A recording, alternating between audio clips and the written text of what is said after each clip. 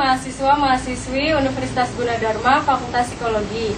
Kami dari kelompok 4 akan mempresentasikan tentang 4 tahap perkembangan kognitif menurut teori Jean Piaget. Saya Novi, sebelah kanan saya Mika, saya Fitri, saya Olivia, saya Fitrweno. Kami akan menjelaskan tentang 4 tahap perkembangan kognitif. Yang pertama yakni tahap sensori motor, yang kedua tahap praoperasional, yang ketiga tahap operasional konkret, dan yang keempat tahap operasional formal. Tahap pertama yakni tahap sensori motor akan dibacakan atau dijelaskan oleh saudari Fitri. Pertama ini tahap sensori motor. Pada tahap ini bayi usia 0 sampai 2 tahun mulai memahami lingkungan dengan melihat, meraba atau memegang, mengecap, mencium, dan menggerakkan. Seperti contoh yang di sini terlihat bayi sedang menggerakkan atau memegang kakinya sendiri. Pada tahap yang kedua ini, tahap praoperasional antara umur 2 sampai 7 tahun, biasanya itu subjek penguasaannya lebih permanen. Yang kedua memiliki egosentris yang lebih.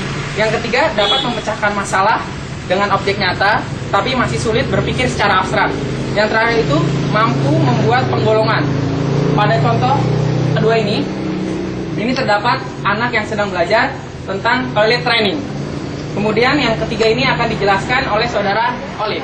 operasional konkret. Pada tahap ini, anak usia 7 sampai 11 tahun sudah berpikir logis dan proses belajarnya trial dan error. Pada contoh di sini, seorang anak yang sedang belajar di sepeda pada alias. Pada tahap terakhir, yakni tahap operasional formal.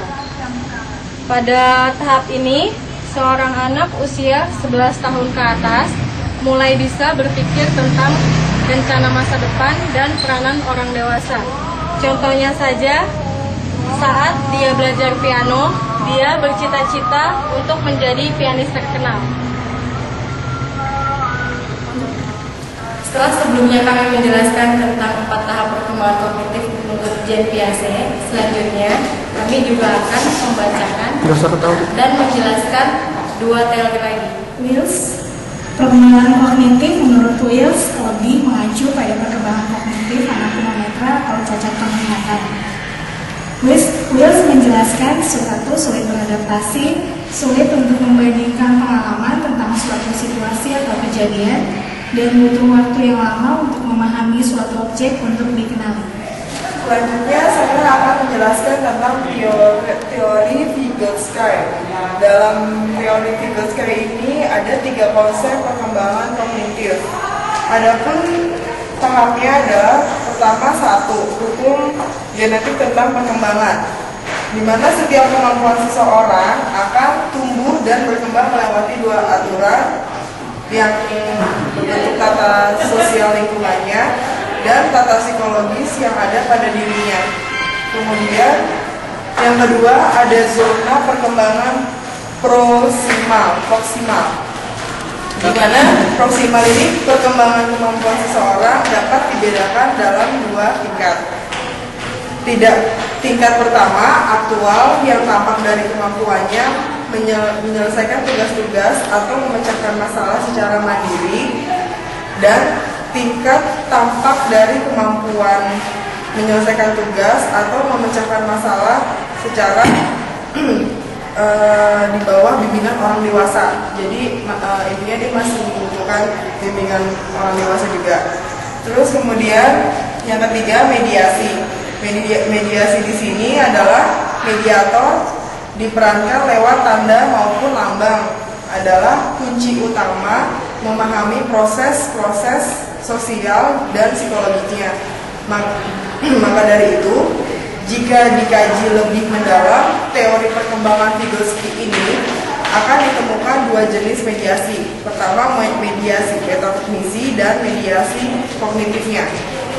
Metakognisinya adalah penggunaan alat-alat semiotik yang bertujuan untuk melakukan self-regulation atau pengaturan diri. Terus yang kedua kognitif, penggunaan alat-alat kognitif untuk memecahkan masalah yang berhubungan dengan pengetahuan tertentu, sehingga media ini bisa berhubungan konsep spontan yang lebih terjamin kebenarannya.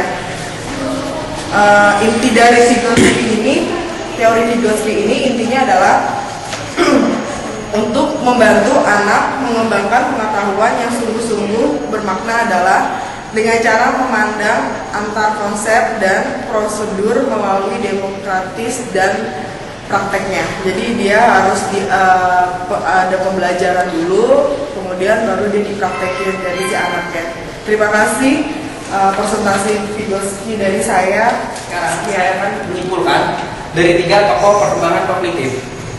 Intinya, Vygotsky, Will, dan Piaget mempunyai cara pandang yang berbeda mengenai perkembangan kognitif. Piaget menekankan bahwa perkembangan kognitif seutuhnya berasal dari kemampuan yang dimiliki anak sendiri, bahwa proses perkembangan kognitif sejalan dengan kemajuan anak-anak, dan dia menggambarkan bahwa anak-anak mampu melakukan sesuatu sendiri tanpa bantuan dari orang lain. Kemudian, Vygotsky mengungkapkan bahwa perkembangan kognitif anak membutuhkan peran orang lain berupa interaksi dengan orang lain yang diperoleh orang yang lebih dewasa atau teman-teman sebaya. Yang terakhir, Wills mengemukakan bahwa perkembangan kognitif lebih menekankan pada perkembangan kognitif anak pada tunanetra, terutama pada anak yang mengalami cacat penglihatan. Sekian kesimpulan dari kelompok kami tentang teori perkembangan kognitif. Penjelasan dari kami tentang 4 tahap perkembangan kognitif menurut teori Piaget. Semoga bermanfaat bagi yang melihat. Terima kasih. Terima kasih.